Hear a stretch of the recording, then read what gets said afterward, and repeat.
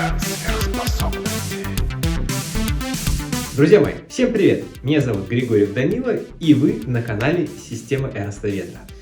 Сегодня я буду задавать вопросы Эрасту, но меня вы видеть не будете, а только слышать мой голос, чтобы максимально сконцентрироваться на энергии Эраста. Но перед тем, как приступать к просмотру данного видео, вы знаете, что нужно делать. Поставьте лайк под этим видео, подпишитесь на канал, если вы еще не подписаны, поставьте колокольчик, чтобы не пропускать уведомления о новых видео и о новых прямых эфирах, а также выскажите свое мнение, выскажите комментарий под этим видео, проявите активность, поддержите движение, продвигайте тем самым видео вперед. Ну что, друзья, поехали! Сверхспособности манят людей с далекой древности. Долгие годы считалось, что это или выдумка, или нечто доступное только избранным. Наш проект вот уже много лет разрушает эти иллюзии. Эраст Ветер, человек с совершенно неординарными способностями, получил разрешение вынести некоторые практики в массы. И сегодня мы поговорим с ним об этом. Эраст расскажет об истории сверхспособностей, о кланах, которые хранят древние знания, о связи специальных служб и сверхспособностей, об эгрегорах способностей, об их будущем, ну и, конечно же, о плате, которую платят за них.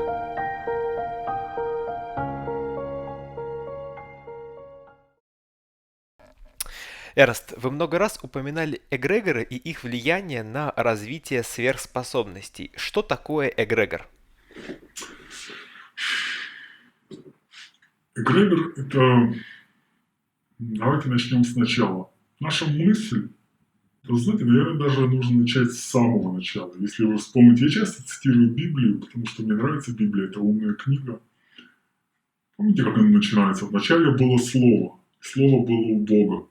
Так вот, Слово – это и было первый эгрегор, но это было до создания Слова, то есть изначально была мысль.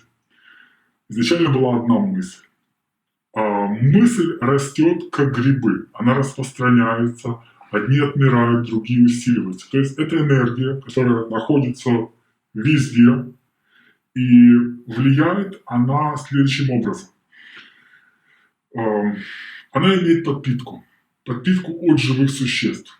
Я не уверен, что она имеет подпитку от животных, но от людей она имеет подпитку. То есть существует какая-то мысль. Она, может быть, была до начала человечества, а некоторые эгрегоры появляются после того, когда человек уже подумал, то есть какая-то мысль, созданная человеком. Эта энергия имеет такое свойство, ему нужны постоянно какие-то новые связи. То есть, когда человек о чем-то думает первый раз, он входит в этот эгрегор. То есть, он подключается к этой энергии. И дальше происходит следующее. Изначально он должен что-то отдать. Для того, то есть это как называемая плата. Плата за вход. Человек что-то отдает. Либо это энергия, либо это силы, либо это время. То есть человек может очень долго корпеть над чем-то, и только потом все начинает идти. Поэтому я считаю, что эгрегор сверхспособностей был создан не человеком. Он был создан высшим Творцом, но он был предназначен для человека, для того, чтобы мы могли его использовать. И поверьте, сверхспособности не оканчиваются какими-то показушными вещами, такими как телекинез, пирокинез, где вы можете что-то продемонстрировать, где вы можете что-то поднять, зажечь.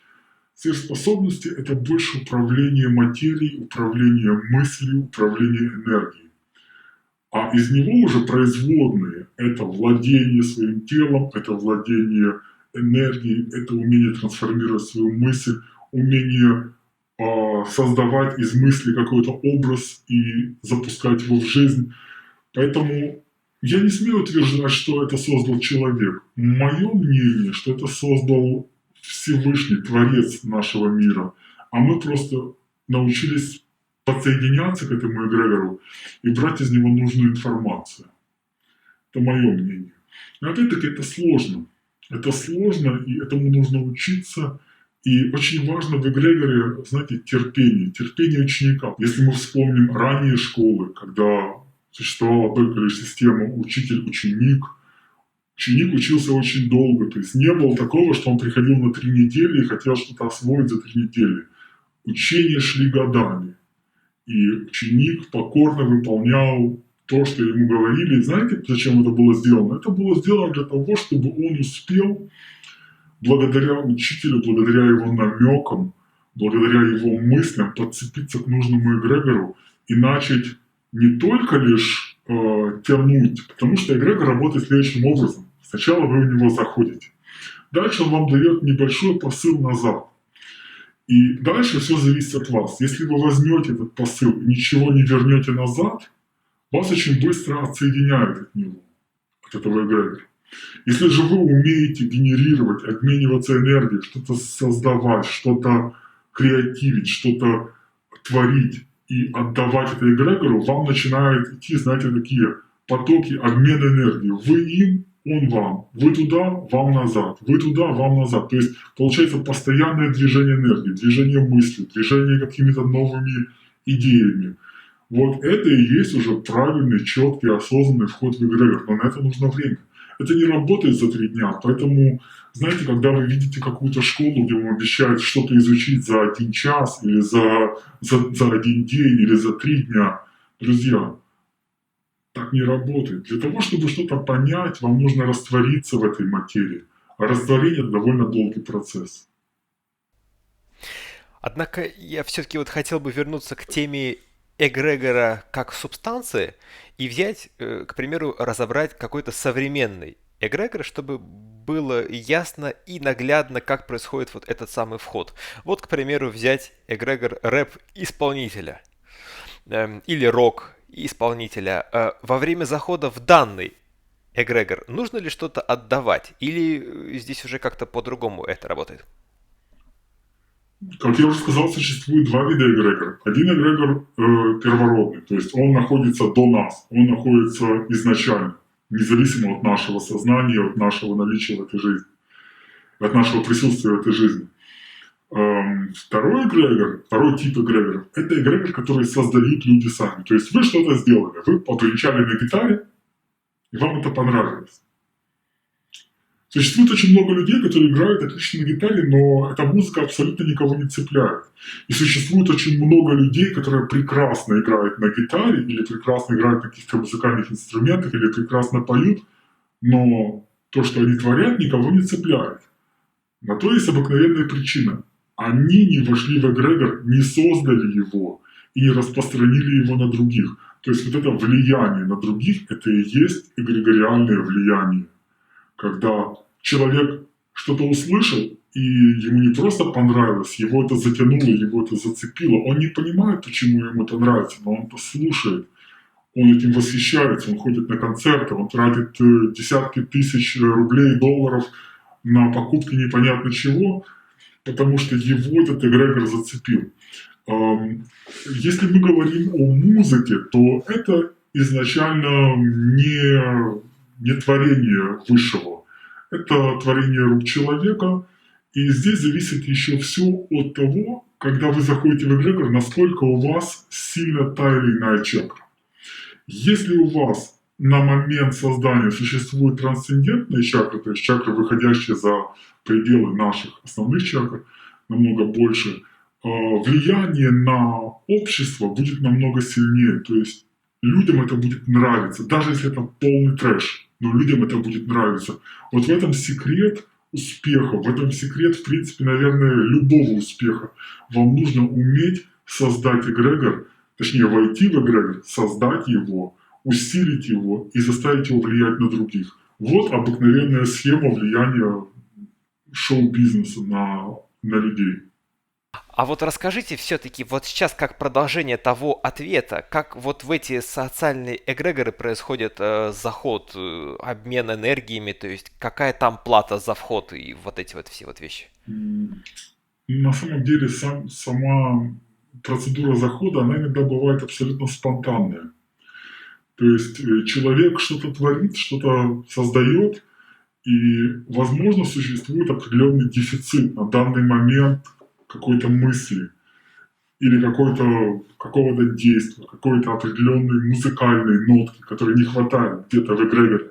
И человек это создает. И это начинает цеплять. Что он за это платит? Ну, во-первых, он платит свои усилия, он платит свое время, и частенько он теряет, знаете, очень многие певцы, очень многие музыкальные исполнители, они ведь очень сильно дружат с наркотиками, с алкоголем. Это ведь все происходит не из-за хорошей жизни. Это происходит из-за того, что им нужно творить.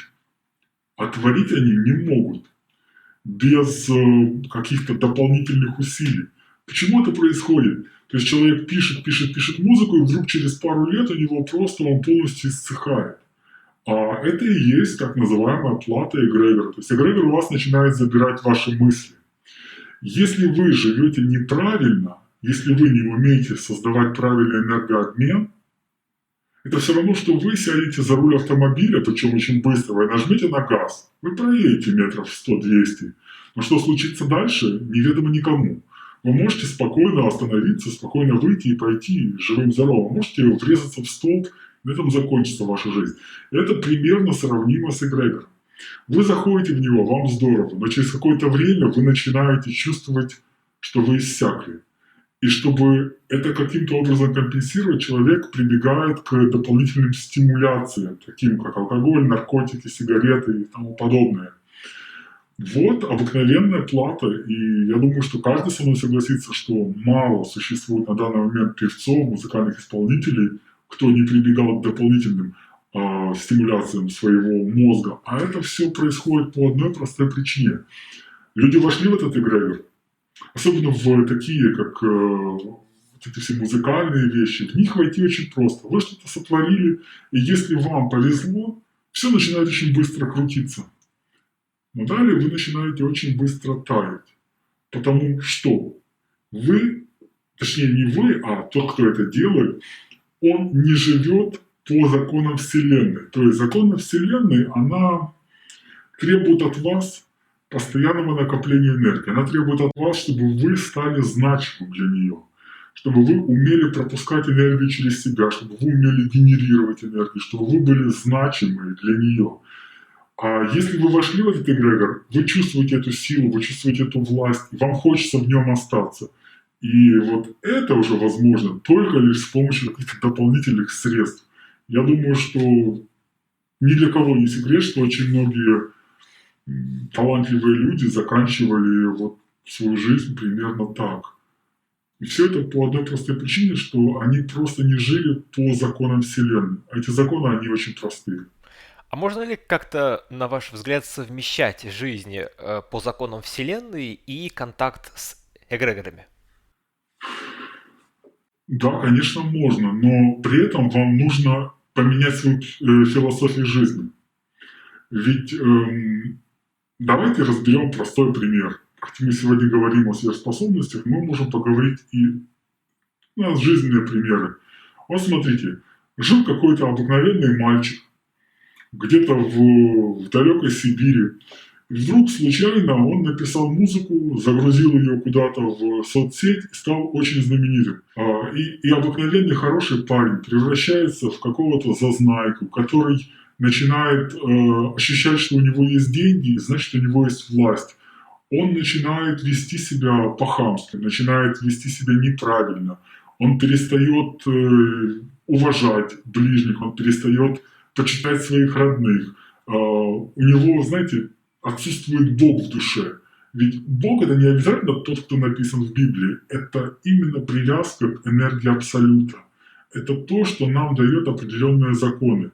Ведь 7 чакр, они не случайно нам даны, и у каждой чакры есть свой закон, есть свое мировоззрение и есть свои правила, по которым вы должны жить. И если вы соблюдаете, по крайней мере, 7 правил чакр, вы уже меняете свое мировоззрение, и вы просто не сможете вести себя по-хамски, вы просто не сможете относиться к другим как-то плохо, вы не сможете ставить себя выше других. Эти обыкновенные законы, их нужно просто соблюдать. Поэтому если человек стал знаменитым, но не перестал соблюдать законы Вселенной, все нормально. У него энергия будет идти, он будет генерировать эту энергию, отдавать ее, а с эгрегора к нему будет идти энергия тех людей, кто его слушает. Но если он не умеет жить по законам Вселенной, то он очень быстро иссякнет. И на том настанет конец. Сейчас стали довольно известны практики выхода вообще из любых эгрегоров. И многие люди, откровенно говоря, опасаются иметь какие бы то ни было контакты с эгрегорами. Как вам кажется, из-за чего это происходит, на ваш Ну, взгляд? на мой взгляд, это абсолютно неправильно, потому что отказаться от всех эгрегоров невозможно. Отречение от них, это, знаете, это люди считают, что это полная свобода. То есть человек хочет полную свободу, без каких-либо нравственных границ, без каких-либо моральных границ. Он считает, что он творец своей жизни, он творец своего счастья, но на самом деле это не так. И выйти из-под опеки эгрегоры, ведь они очень часто нас берегут, и вы считаете, что тот же самый ангел-хранитель, которого мы так привыкли в народе называть, это тоже привязка к определенным эгрегорам, которые не дают вам попасть в плохие ситуации. А те люди, у кого этого нет, они очень часто, знаете, говорят, вот, не фартит, мне не везет, я всегда попадаю не туда, куда нужно, или я не попадаю, куда нужно. Это тоже эгрегор. Выйти из него, это значит... это все равно, что выйти в открытый космос и снять скафандр. Произойти может все, что угодно. У вас нет никаких гарантий, у вас нет никакой безопасности. Если человек очень четко знает, что он будет делать, да, я согласен, можно попробовать. Но, по моему мнению, это просто глупо. Эрст, а расскажите про эгрегор вашего клана. Он единственный в мире эгрегор сверхспособностей или же нет?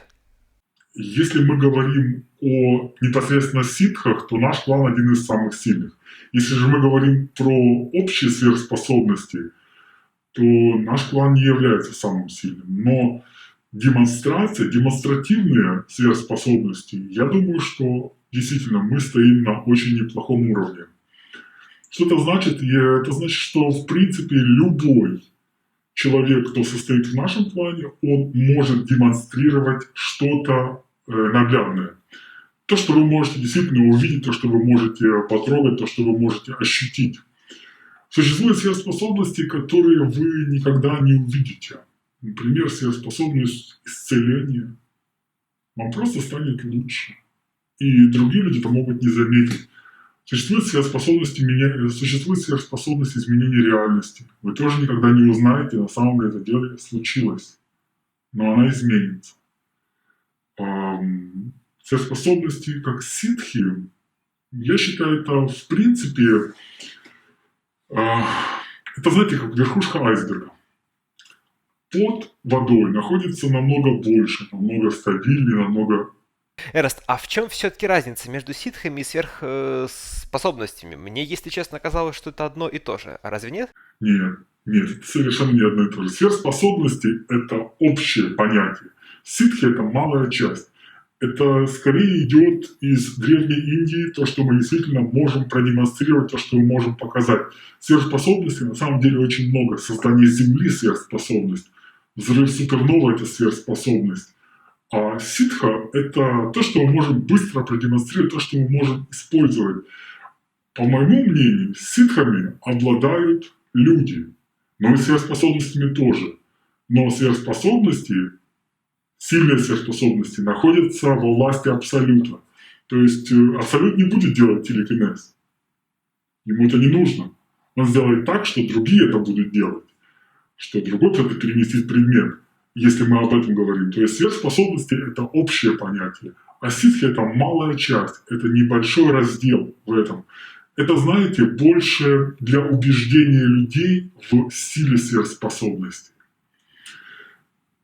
Например, если я буду много говорить о том, что я такой крутой, я могу демонстрировать что-то, просто люди будут переключаться с нашего канала, уходить. Если же я продемонстрирую что-то, у людей сразу же возникнет вопрос «как?». Вот этот вопрос «как?» это ситха, а вопрос «зачем?» – это сверхспособность. Если вы внимательно вникнете в суть нашего разговора, вы в конце разговора поймете, о чем я. Демонстрация чего-то – это просто показать, что мы что-то можем. Но сверхспособность – это умение созидать, это умение создавать какую-то вещь, это умение влиять на что-то. Ну и в заключение мысли, как уже был задан вопрос, да, наш эгрегор находится в принципе на высоком положении, но в разряде сверхспособностей мы не самые крутые. А если учитывать что-то демонстративное, то, что можно показать людям, и то, что можно обучить людей. Кстати, интересный факт, что в нашем плане существует внутренняя школа, в которой мы действительно обучаем. Но обучаем только очень талантливых людей. Если человек приходит уже с какими-то определенными данными, его обучают. Существует ли это в других кланах? Сказать не могу. Я в них не был, слышал о них, общался с людьми, кто там был, но как они устроены, сказать точно не могу. Наш клан обучает людей, наш клан передает определенные знания, но есть определенное требование. Человек должен уже что-то уметь. И он должен показать свою важность в этой жизни. Причем свою важность не на общество, а именно на показать свою важность в этом клане. Для того, чтобы человека приняли на обучение, он должен показать свои намерения, он должен показать свое усердие, он должен показать, что, скорее он даже должен дать людям понять, что ему можно доверять. Это очень важно, потому что если учитель не доверяет своему ученику, то информация не будет переходить в должном ключе, и она не будет усваиваться. Поэтому здесь тоже очень важный фактор доверия. Доверие обоюдный. Как от ученика к учителю, так и учителя к ученику. Ну, я думаю, что вопрос о клане мы можем закрыть, потому что более детальную информацию я дать не могу. Сами понимаете почему. А общую информацию вы уже получили. Да, Эрнст, и я предлагаю снова вернуться к теме эгрегора, потому что у нас эта часть больше про эгрегоры. Расскажите, пожалуйста, на каких основных принципах был построен эгрегор сверхспособностей вашего клана? Как он рождался? Какова его история? Принципы построения сверхспособностей довольно интересный, сложный вопрос. Нужно сказать, что на тот момент создания, человеку, который его только начал создавать, то есть изначально, конечно же, эгрегор сверхспособностей существовал. Это была некая трансформация, перерождение и создание новой ветки. Здесь очень важный момент был определенного пожертвования. То есть человек пожертвовал своей жизнью, грубо говоря, ради того, чтобы приобрести эти знания. Что это значит? Он отрекся от своих родных, он отрекся от своей семьи. Ему пришлось полностью посвятить себя изучению сверхспособностей, потому что сложно работать без учителя, сложно работать только лишь на тех философских утверждениях и на каких-то образах, которые приходят незначительные, и их уже додумывать, разрабатывать. И это работает только тогда, если человек действительно умеет сделать какую-то жертву. Но интересен тот факт, что и на данный момент от людей, которые занимаются серьезно сверхспособностями, тоже требуется жертва. Это определенная аскетичность жизни, жизненного устоя. Это больше работа, знаете, с пониманием седьмой чакры. То есть вот абсолютное отсутствие материализма. Вещи в нашей жизни, они не имеют большого значения. И когда человек это понимает, ему приходит просветление. Вот примерно на этом же принципе создатель нашей ветки сверхспособностей и начал это делать. Но это было 500 лет назад. И тогда это было сложно понять, как это все работало. То есть это шло, знаете, не такими семимильными шагами, как сейчас. Люди пришли в школу, сидит учитель, всему обучает. Тогда это все шло очень долго, и человеку нужно было методом проб и ошибок понимать, как это работает. Я думаю, что сейчас время настало такое, что людям стало намного проще обучаться любым вещам.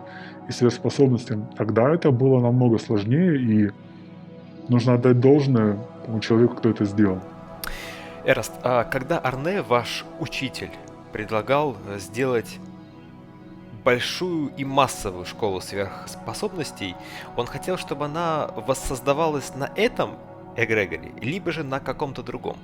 Ну, на самом деле, про большую школу мы никогда не говорили. Речь шла о том, чтобы наше учение вышло в массы. Хотя, если мы так посмотрим уже серьезно, то и Арне начал это преподавать, условно говоря, в массах. Потому что я был не единственный его ученик. Существовало еще пару учеников, и мы уже смеем утверждать, что это были массы. Но мой учитель Арне принес себя в жертву тем, что он не имел никогда семьи, он не знал счастья рождения детей, он не чувствовал какой-то теплоты семейной. То есть он всегда был одинок. И это был его выбор, это было то, чем он пожертвовал ради того, чтобы приобрести сверхспособности, чтобы погрузиться в них, чтобы эгрегор работал очень сильно на отдачу. И ту же самую жертву принес я. На данный момент я не знаю, сделал ли я правильно. То, что я выбрал, это мой путь. Возможно, через какое-то время я буду сожалеть об этом, но сейчас я иду в направлении саморазвития, я изучаю все новые и новые сверхспособности, я погружаюсь в эгрегор сверхспособностей. И я все больше и больше понимаю моего учителя, зачем нужна была эта жертва. Если вы нарушаете определенное слово, которое вы даете эгрегору, вы теряете связь с этими сверхспособностями, вы теряете абсолютно все. Моя цель — сделать такую школу, в которой людям не нужно будет отрекаться от чего-то серьезного. Моя цель — изменить направление течения этой энергии так, чтобы человек мог, не отрекаясь, не принося в жертву что-то, не становясь аскетичным, развивать сверхспособности. И, конечно же, здесь будет некая плата. Здесь будет плата такая, как ожидание. Здесь будет плата такая, как упорство. Но, тем не менее, это не настолько сильно и не настолько дорого, как то, что заплатили мы. Эрнст, и финальный вопрос. Как вы считаете, Эрнст, у вас получится это сделать, осуществить вот эту миссию новой школы, нового эгрегора? Как вы чувствуете? Я очень часто общаюсь с моим учителем. У нас, даже после его смерти, у нас постоянная связь. И я все чаще и чаще спрашиваю его, все ли я делаю правильно. Потому что моим ученикам я даю более лайтовый вариант, в котором им не нужно жертвовать действительно чем-то большим. И я постоянно спрашиваю учителя, все ли я делаю правильно. И я не получаю никогда негативных ответов. Я понимаю, что нашим ученикам придется немного больше ждать, придется немного больше прикладывать усилий. Но я считаю, что эта школа будет иметь успех. И я считаю, что эта школа действительно скоро подарит миру новых учеников, новых адептов, которые действительно смогут уже что-то демонстрировать и которые будут дальше распространять наше учение, потому что фундамент этого учения очень крепок. Но тот путь, который мы выбрали, он более приемлем для актуального поколения. Я не уверен, что если бы мы заявили ученикам, что им придется от чего-то отречься, они бы остались у нас. Скорее всего, что сейчас люди перестали отрекаться, перестали жертвовать чем-то ради чего-то. То есть люди хотят все и сразу, и за это ничего не заплатить. Я же все-таки выбрал такую модель, при которой человеку придется платить своим временем, придется платить своим усердием, своими тренировками. И очень важный момент, ему придется платить своей верой. Он должен научиться мне доверять. Если у человека нет веры, если он не может мне отдать свою веру и полностью погрузиться в мой эгрегор, я думаю, ему делать нечего в моей школе. Но если он сумеет это сделать, если он сумеет полностью, беспрекословно поверить мне, то, что я делаю, и прочувствовать эту энергию, результаты не заставят себя ждать.